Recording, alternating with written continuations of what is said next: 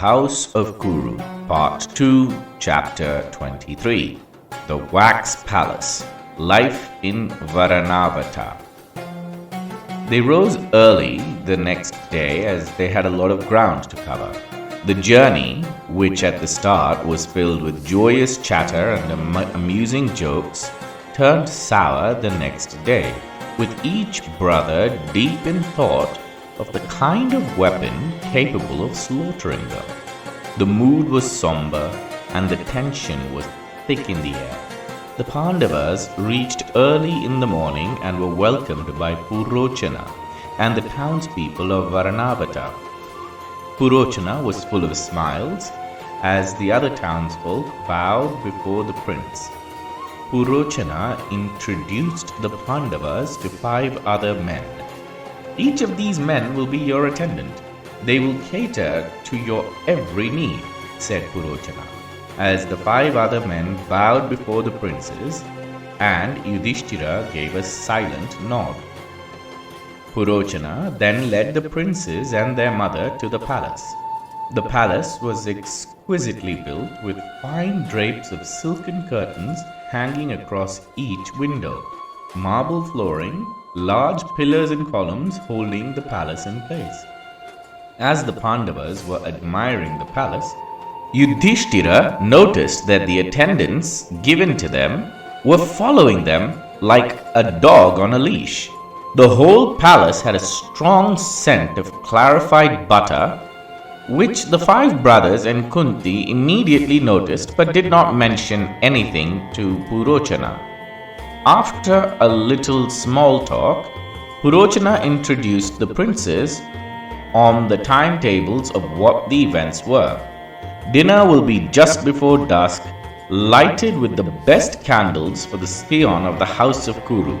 At no reason should you leave the palace walls after dusk, your majesty, just to ensure that nothing out of the ordinary occurs. Wolves, tigers, bandits, why, even ghosts and demons have been heard of lurking outside these palace walls, said Purochana, as the sons of Pandu took little notice to his ramblings as they were observing the palace for potential weapons not made of metal, as Yudhishthira gave him all the attention and nodded in agreement to his list of requirements. Soon, he bade them goodbye and left after introducing the cook, an aging lady with thin grey hair. Dinner will be almost ready.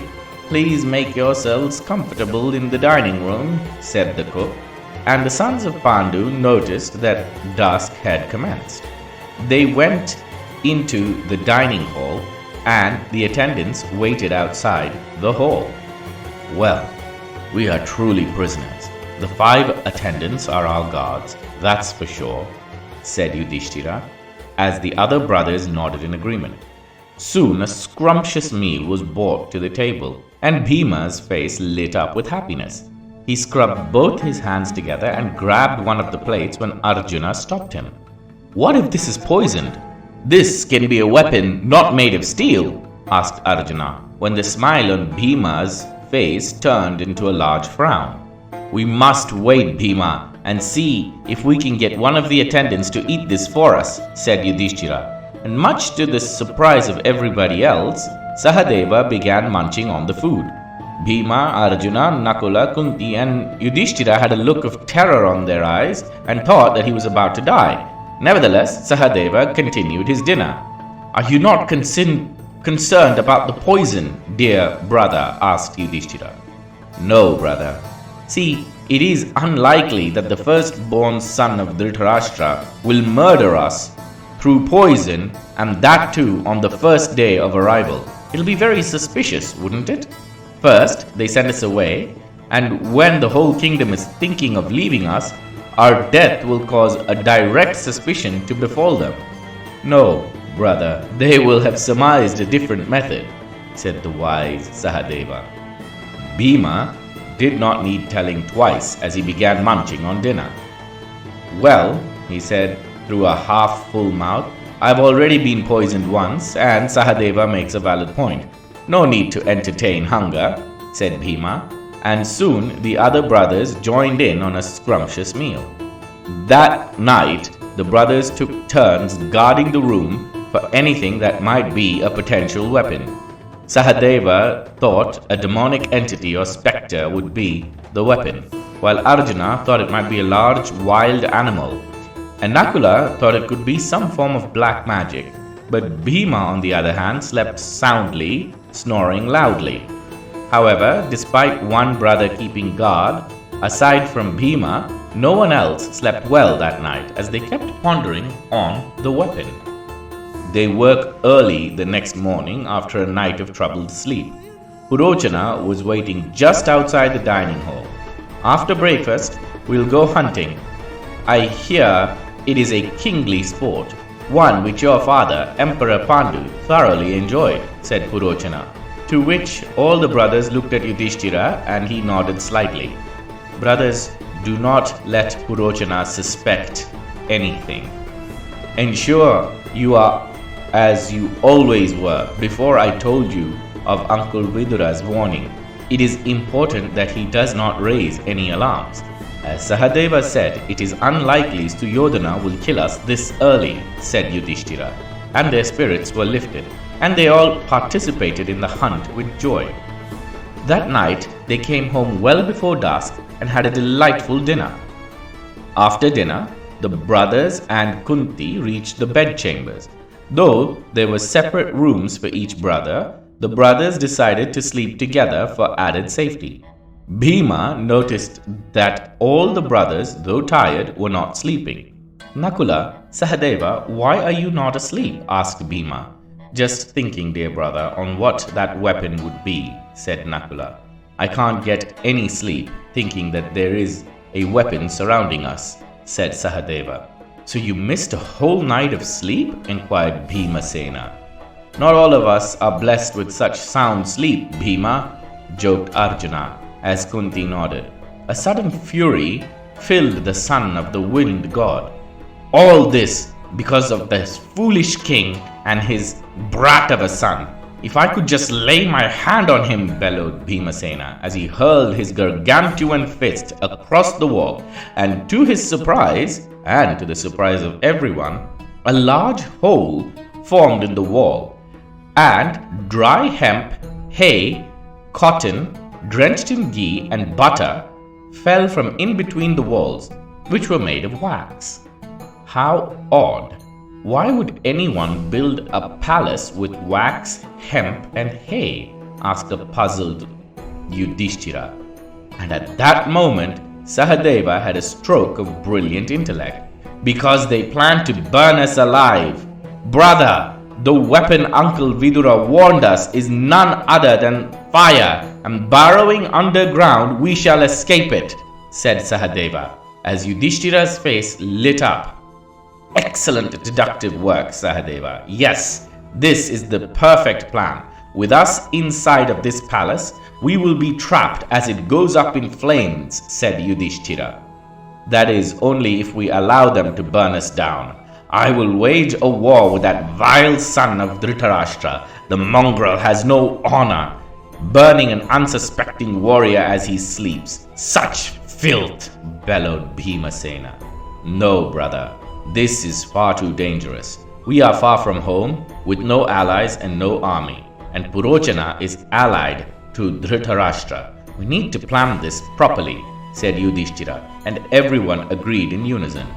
A loud rapping was heard on the bedchamber door, and immediately Yudhishthira bade Bhima to stand in front of the large gaping hole he made in the wall, as Yudhishthira commanded Arjuna to open the doors.